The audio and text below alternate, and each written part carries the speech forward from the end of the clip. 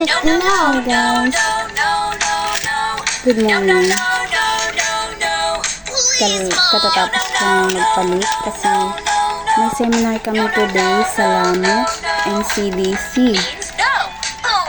So wala kaming pasok kahapon at saka ngayon. And today is Friday. Today is trial.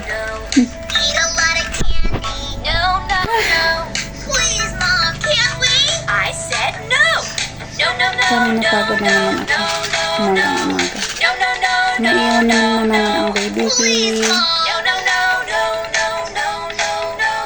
Naiwan naman ang bibilag ko. Kasi may seminar si mama.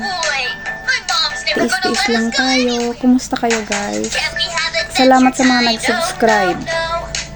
216 subscribers na po tayo. 216 subscribers na po tayo, guys. Salamat. And salamat sa laging panonood. Keep watching. And keep faith. Charot. Keep praying po.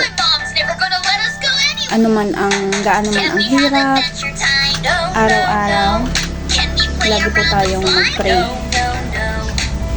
Lagi po nating hilingin ang gabay ni God, para po sa lakas natin everyday.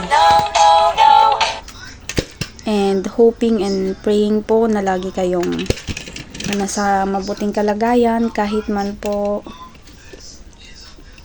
alam ko na maraming napinsala ng bagyong Pepito.